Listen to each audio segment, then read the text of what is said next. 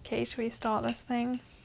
So you guys, a lot of you keep asking me on the bottom of every single video, are you ever going to read a French book? This is getting kind of fraudy. Your username is Bilingual Bookworm and you just keep going on about English and American books. It's not really fair. What about those of us who want to read in French or practice our French? Now, of course, I'm joking with you, but the answer to that is I would love to be reading more French than I am, but obviously living somewhere between the US and London, depending on the month, makes it kind of difficult for me to acquire French books. I guess I could go to a French bookshop, but obviously I've got to seek them out more than I do English language bookshops. And also, most booktubers I watch and literary critics I read in the New York Times, etc., are reviewing English books, so I just haven't really had much exposure, I guess, to contemporary literature in French. So it's been a while, you guys, but I am beholden to you and I love each and every one of you and I want to hold true, I guess, to my username. So it's time in 2017 to seek out some French language books and review them. I will try my best to only review French books that have an English translation, and then it will be up to you guys. Oh gosh, I shouldn't drink champagne. It has a bad impact on me. Or Prosecco. Bad Prosecco, I guess. But yeah, it will be up to you guys what language you decide to pick it up in. But with all that being said, first book ever that I am hauling on this channel in the French language. Very exciting. If you watch my Christmas special video, you will likely have seen this book because my husband got it for me for Christmas because he was like, you need to read some French books, gal. This is getting a little bit ridiculous. He doesn't call me gal. That's really weird and gross. Please don't call me gal. So this book is called Babylone by Yasmina Reza, and it was very well reviewed in France. I think it's fairly new. I think it's from 2015. Something will go up on the screen undoubtedly if I'm wrong, but it's fairly new and it received a lot of really high accolades in France, and apparently the person who sold it to my husband was a big fan and said that it was really good. I have checked and this has been translated into English. I gather this is quite a close quartered story. It tells about a couple in their 60s who finally invite their neighbors for dinner, and that's never happened before, and they decide that it's time for them to work on a relationship with their neighbors and being more neighborly. It's just kind of the story of that dinner party and how it unfolds, and from what I've read, it turns into a bloody mess, basically. Violence descends in some way or another, I don't know, and something really, really bad happens, and it's just kind of the fallout from that. And as you might have gathered by now if you've been watching me for a while, I do really enjoy those stories that are kind of less sweeping and more intensely close and following a smaller cast of characters. So I'm looking forward to getting back into reading in French, and I'm also looking forward to understanding more about how that story unfolds. What's interesting about French books to me is that a lot of them don't have blurbs either on the back or in the inside of the jacket, and rather they just have a quote from the book or a passage, which I always find kind of mysterious and cool, because some of the books that I've hauled previously in this haul even have like very oh my god, shoot me now. Some of the books that I've hauled even in this haul have very spoilery blurbs, and that's kind of a problem for me. It's like watching a trailer in a movie theater and thinking, I don't need to pay $18, I've already seen this movie. And especially with a book, when you kind of get to imagine the world and build the world around yourself, I feel that that's a bit of a shame. So I did have to do some Googling to find a summary of this one, but luckily it wasn't spoilery at all. And yeah, I'll get back to you guys on what it was like to dive back into some French and just enjoy the language again. French books are usually very careful about language. I'm aware that that is an incredibly wide generalization, but that's what I found at least. And there are a lot of French language conventions, which means that writing is a little more formal, which is kind of nice sometimes. And especially if you haven't read French in a while, it can be kind of a joy to get back into, I guess, because you get to imbibe this beautiful language that's really romantic in nature. I say that, and then apparently people get butchered in this book, so we'll see how it goes.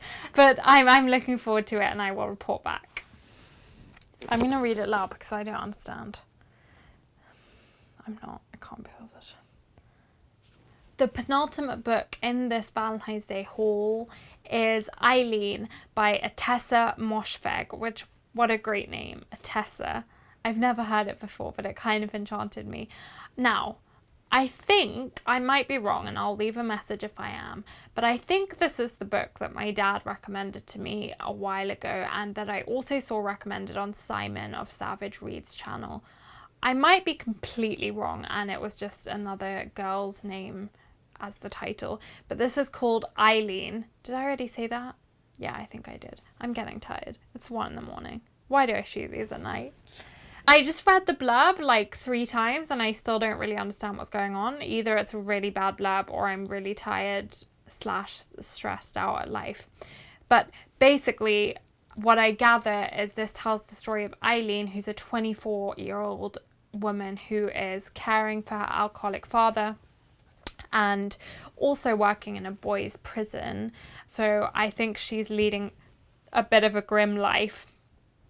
And she strikes up a friendship with someone, and all the blurb says is that the story is full of Hitchcockian twists, and that is basically all I needed because I love Hitchcock, because I'm a cliche. I didn't even go to film school and I love Hitchcock. But yeah, I guess it's kind of darkly humorous and also kind of creepy and scary without being a like jump out of your seat type of scared.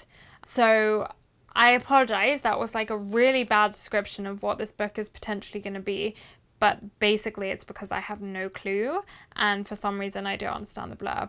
So I'll get back to you on that one, but if it is the book that my dad and Simon recommended to me, then I trust them both very much. So I look forward to seeing what I think of it. And I don't often read crimey type novels or thrillers, so it will be exciting to kind of dive into a new genre and something that I haven't really explored yet. By the way, if any of you have thrillery type novels to recommend, please do. I would love to get a bit more well versed in that genre. And that brings us, my lovelies, to the last book in this haul, which is actually a book I bought for my husband a couple of months ago and I haven't hauled it yet. But it's a very beautiful cover, as you can see here, and it is called The Explorers Guild by John Baird and Kevin Costner. And I gather that it is the Kevin Costner that you would think of, which is kind of crazy. I wasn't really aware that he wrote books. Maybe that's just me, but I wasn't aware. This is a book that struck us immediately when we saw the cover, but then even more so when we opened it, because it seems to be a book that's written in many different formats. There's a lot of fonts running through it, and there's also a lot of pages that seem to be written in the graphic novel format, and there's some really great illustrations. So as you might know by now, I am a fan of things that are written in different forms and kind of are a mishmash of things. I mentioned that I am looking forward to reading House of Leaves soon, which is kind of similar, although it doesn't include any graphic elements. But for that reason, I'm very excited about it. We're going to embark on this journey together with Philip, but I don't know how we're going to read it to each other because of the graphic elements, but we'll see, we'll find a way. And I am looking forward to it. It tells the story of a gentleman's club, and within this gentleman's club there's a secret society, I guess, called the Explorers Guild, and as the name suggests, they go exploring and on old-timey quests to find people and treasure and things that have been hidden for many years, and supposedly that takes them a fair way across the world. And I haven't really read much about it. It was one of those situations where I just picked it off the shelf and was really intrigued by it. And I'm sort of reticent to read reviews when that happens, just because I'd rather read them after I have understood and got an opinion on the book, because I don't want to be influenced one way or the other. But either way, I'm excited about it. It's something a bit different, and I will be sure to tell you guys what I thought, so you can pick it up if you trust my opinion and I enjoyed it.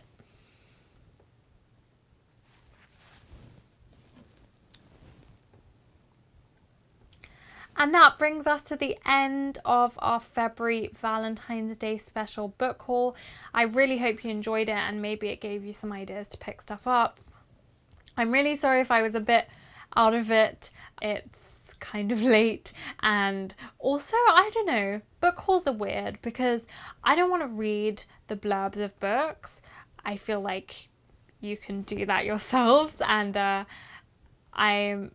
I don't really want to read to you unless it's a passage that I really felt affected by, in a sense, if I've already read the book. So it kind of involves telling you about a book that I haven't read yet, which feels like a bit of a strange convention. But I love book hauls, and I love getting excited about books, even ones that people haven't read yet. And I love adding to my never-ending TBR. So hopefully you enjoyed it anyway. And I will see you again really soon for another drink and some more books. In the meantime, keep safe and well, and let me know what you've been up to and what you've been reading down below. I love hearing from you guys. I'll see you really soon. Bye. I never know what to do here because YouTube changed their thing and I have to wait 20 seconds and it's really awkward. Oh my gosh. Just gonna drink more.